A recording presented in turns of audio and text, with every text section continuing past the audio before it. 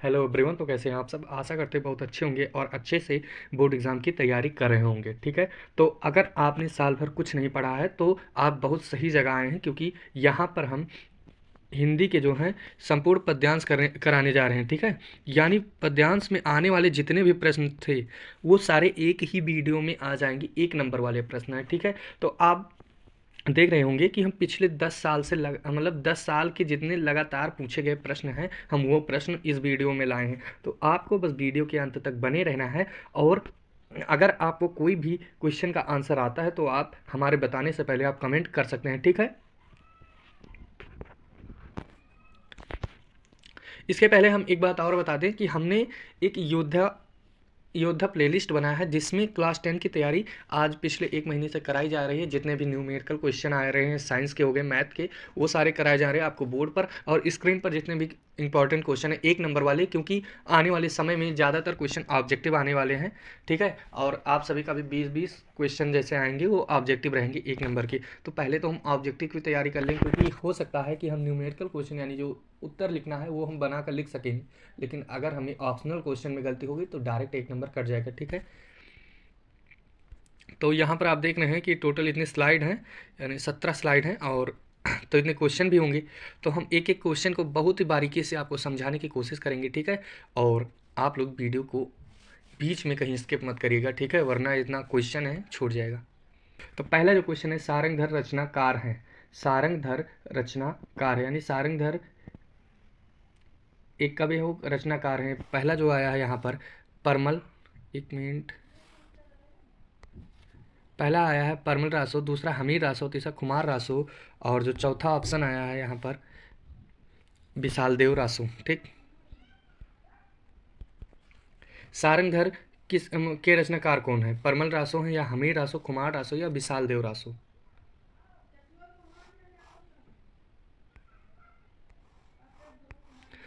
तो पहला इसका जो सारंगधर रचनाकार है, इसका सही ऑप्शन क्या होगा आप सभी कमेंट कर दीजिएगा।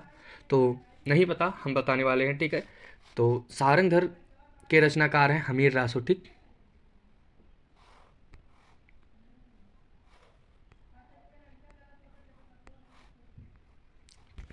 तो पहले क्वेश्चन का आंसर आपको पता चल गया, नो डाउट। ठीक, क्वेश्चन नंबर जो दूसरा है, ये है ललित ललाम के रचयिता हैं, यानी कौन है ललित ललाम के रचयिता? आप ये भी देखें कि जो बगल में पूछे गए प्रश्न है 2013 में पूछा गया था, और भी इधर आए होंगे, पिछले 2-3 साल में आया होगा यह प्रश्न। तो जो भी क्वेश्चन थे वो हम इधर लिख दिए हैं कि कब कब ये पूछा गया है, और हो सकता है कि इस बार 2025 में ये भी क्वेश्चन दोबारा पूछा जाए। ठीक, पहला है पद्माकर, दूसरा मतीराम, तीसरा भूषण ऑप्शन दिया है ये, और जो चौथा ऑप्शन है बिहारी।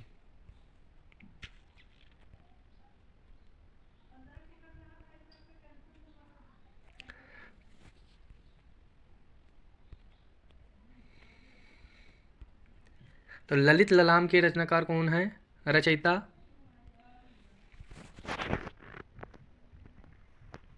तो ललित ललाम, यानी यहाँ पर आप एक ट्रिक से समझेंगे तो यहाँ पर ललित ललाम और मतीराम थोड़ा बहुत नेम से ही मैच हो रहा है। इसका जो सही आंसर होगा, यानी ललित ललाम के रचयिता कौन है? मतीराम जी। ठीक, मतीराम।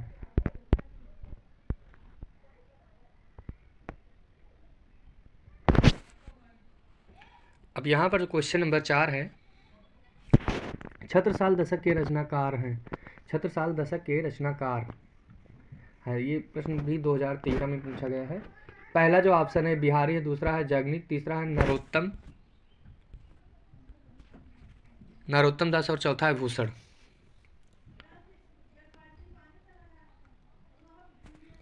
तो छत्रसाल दशक के रचनाकार भूषण जी हैं। ठीक है, यहाँ पर हम ज़्यादा टाइम नहीं लेंगे, एक एक नंबर के प्रश्न है, इसमें टाइम क्या लेना है, बस आप समझते जाएं, और अगर नोट करते जाएंगे तो और अच्छी बात है। ठीक है, रामचंद्रिका के रचनाकार हैं, ये 2022 में पूछा गया प्रश्न है। ठीक है, पहला जो दिया है बिहारी, दूसरा केशव दास, तीसरा भूषण, और चौथा मतेराम। ये ऑप्शन दिए गए हैं, यानी रामचंद्रिका के रचनाकार कौन है? आपको अगर आता है, आपने पूरे साल में पढ़ाई किया है, और कुछ भी आता तो कमेंट कर दीजिएगा। ठीक,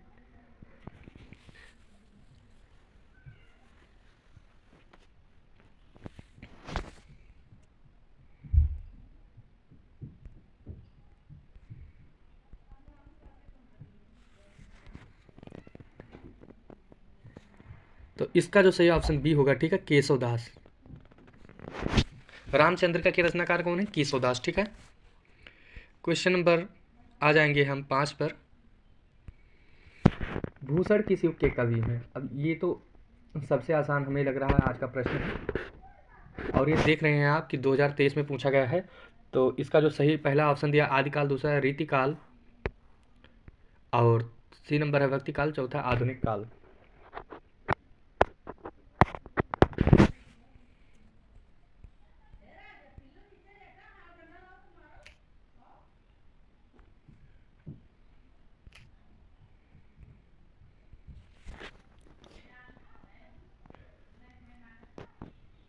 तो इसका भी जो सही ऑप्शन हो जाएगा ये होगा रीतिकाल, ठीक है,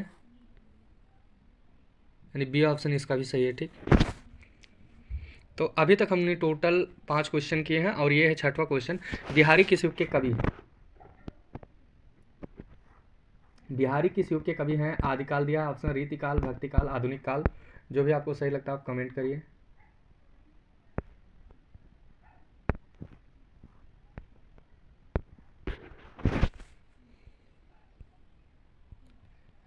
एक बार ऑप्शन रिपीट कर देंगे। आदिकाल,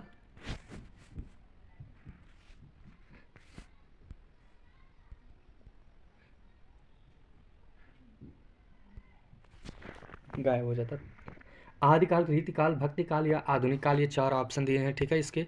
आदिकाल, रीतिकाल, भक्तिकाल, आधुनिक काल, इसमें से जो आपको सही लगता है आप कमेंट कर दीजिएगा।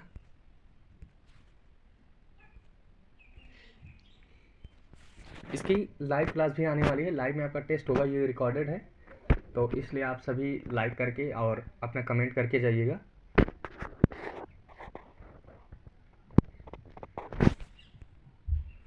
तो इसका जो सही ऑप्शन होगा वो रीतिकाल होगा, यानी यहाँ से आपको रीतिकाल के 2 कवियों के नाम पता चले, ये भी आप नोट करते रहिएगा, ठीक है। पहला है बिहारी और जो दूसरा है भूषण। भूषण भी क्या थे? रीतिकाल के कवि थे, हाँ, ठीक है। और बस 2 ही पता चला अभी तक। तो इस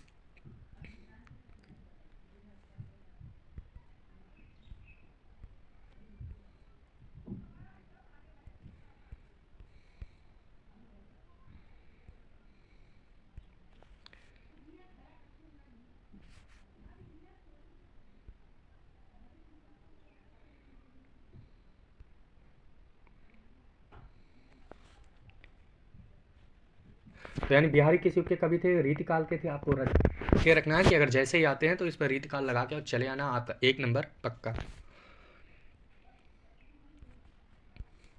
क्वेश्चन नंबर यहाँ पर है 8 है। अब भारतेंदु युग, यहाँ पर कुछ गलत हो गया है, ठीक है, हम बताना चाहेंगे क्या गलत हो। यहाँ पर लिखा कीकल, तो यहाँ पर कीकल ना होके ये होगा किस काल के, यानी भारतेंदु युग किस काल के अंतर्गत आते थे, ठीक, किस काल के अंतर्गत आते थे, किस काल के अंतर्गत आता है। पहला जो ऑप्शन दिया आदिकाल, दूसरा रीतिकाल, तीसरा भक्तिकाल और चौथा आधुनिक काल। तो भारतेंदु युग जो है ये आधुनिक काल के अंतर्गत आता है, ठीक है।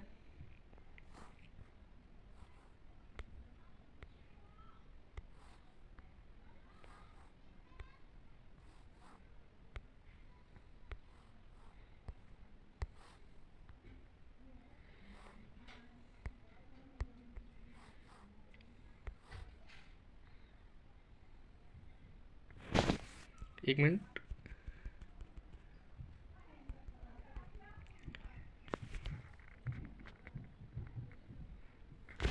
यहाँ पर अभी तक हमने टोटल 7 क्वेश्चन देखे और 8वें क्वेश्चन की तरफ चल रहे हैं, ठीक है।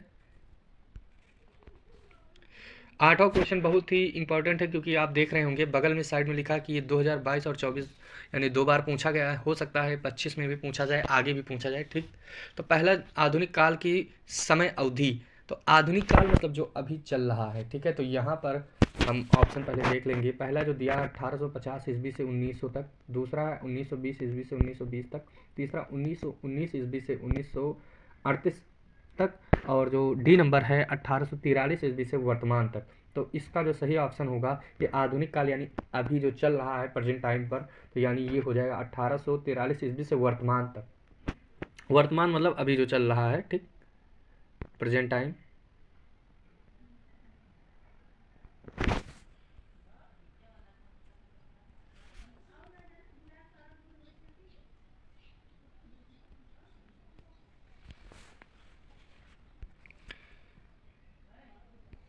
अब ये रहा हमारा क्वेश्चन नंबर 10।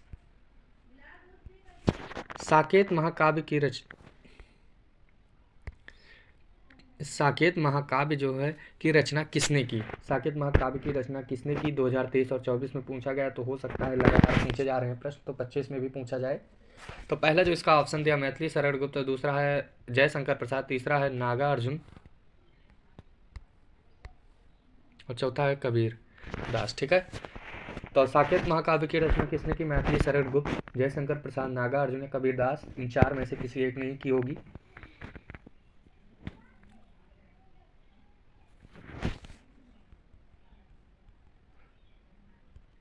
तो इसका जो सही आंसर हो जाएगा ये हो जाएगा मैथिली शरण गुप्त। ठीक है, यानी साकेत महाकाव्य की रचना किसने की? मैथिली शरण। राइटिंग नहीं सही है, ठीक है, जैसी है समझने के लिए काफ़ी है। ठीक, क्वेश्चन नंबर 12 है महादेवी वर्मा की रचना नहीं है। यानी यहाँ पर आपको एक ऐसी रचना है जो महादेवी वर्मा जी की नहीं है। इस क्वेश्चन से आपको महादेवी वर्मा के 3 रचनाएं पता चलेंगे। ठीक है, पहला जो ऑप्शन दिया है निहार, दूसरा है सांध्य गीत, तीसरा युगांत तो चौथा दीपशिखा। तो आप अगर महादेवी वर्मा की रचना पढ़े होंगे तो वहाँ पर निहार, सांध्य गीत और युगांत जैसी रचनाएं देखने को मिली होंगी। ठीक है, लेकिन दीपशिखा जो है ये महादेवी वर्मा जी का रचना नहीं है, इसलिए इस क्वेश्चन का आंसर यही सही होगा। ठीक है, दीपशिखा। यानी निहार, सांध्य गीत और युगांत जो है ये महादेवी वर्मा जी की रचना है। ठीक है,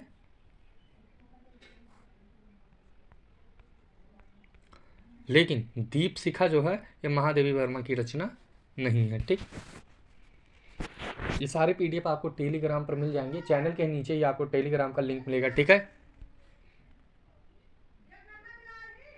नहीं, यामा के रचयिता का नाम लिखिए। क्वेश्चन नंबर 13 है यामा के रचयिता का नाम लिखिए। क्वेश्चन 2024 में पूछा गया। पहला जो है जयशंकर प्रसाद की, दूसरा है महादेवी वर्मा, तीसरा सुमित्रा नंदन पंत और चौथा मैथिली शरण गुप्त। तो यामा के रचयिता का नाम इसका भी हो जाएगा महादेवी वर्मा। आपको अभी तक महादेवी वर्मा जी के भी 4 रचनाएं पता चल गई। ठीक है,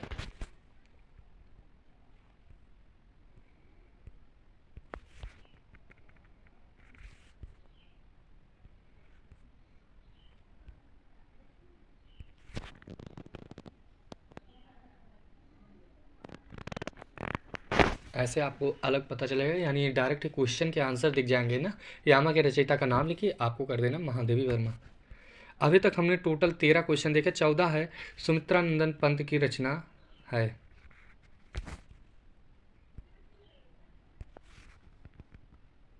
दो 2023 में पूछा गया प्रश्न है ज्ञानदीप, युगवाणी, प्रेम वाटिका, दीपशिखा। सुमित्रानंदन पंत की रचना है, तो यहाँ पर कौन सा सुमित्रानंदन पंत की रचना? क्या ज्ञानदीप, युगवाणी, प्रेम वाटिका, दीपशिखा? तो इसका जो सही आंसर हो जाएगा ये होगा युगवाणी।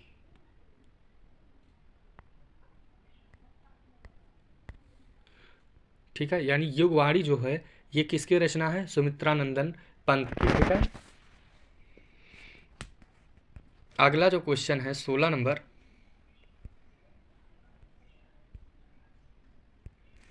आंगन के पार द्वार के रचयिता है। 21 और 23 में पूछा गया प्रश्न है। एक एक साल का गैप है, अगर आप दिमाग लगाएंगे तो वहाँ से आपको पता चल जाएगा कि ये क्वेश्चन 25 में भी आएगा। ठीक है, इन दोनों के भी 2 साल का गैप है, हो सकता है अगला गैप भी 2 ही साल का हो। तो यानी ये क्वेश्चन हमारे लिए बहुत ही इंपॉर्टेंट है। ठीक, पहला है धर्मवीर भारती, दूसरा आज्ञे और तीसरा जो है गजानंद माधव मुक्ति बोध, चौथा है राम नरेश त्रिपाठी। तो अब टाइम नहीं लगाएंगे क्योंकि टाइम काफ़ी ज़्यादा हो रहा है। ठीक है, तो आंगन के पार के द्वार के रचयिता हैं, आंगन के पार द्वार धर्मवीर भारती जी नहीं है, गजानंद माधव मुक्ति बोध नहीं है और राम नरेश त्रिपाठी नहीं है। तो इसका जो सही आंसर हो जाएगा ये हो जाएगा अगेन। ठीक है,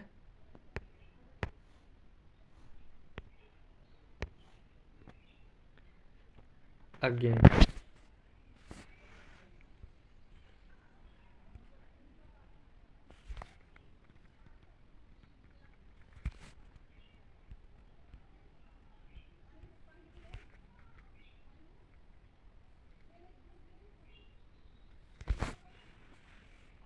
चलो क्वेश्चन नंबर, एक मिनट,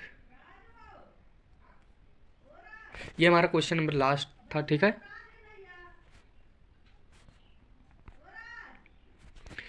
आंगन के पार द्वार, ये हमारा आज का लास्ट क्वेश्चन था। अगले जो वीडियो आएगा तो वहाँ पर हिंदी के जितने विज्ञान के जितने, हिंदी सॉरी यार, हिंदी व्याकरण के जितने भी ऑब्जेक्टिव क्वेश्चन हैं वो एक ही बस शॉर्ट वीडियो में आ जाएंगे। अगर आपने व्याकरण में कुछ नहीं पढ़ा तो बस एक वीडियो से आपको सारे क्वेश्चन पता चल जाएंगे, यानी 20 नंबर वहाँ से भी आपके क्लियर होने वाले हैं। तो अगर आपने चैनल पर नए हैं तो सब्सक्राइब कर दीजिएगा। ठीक है,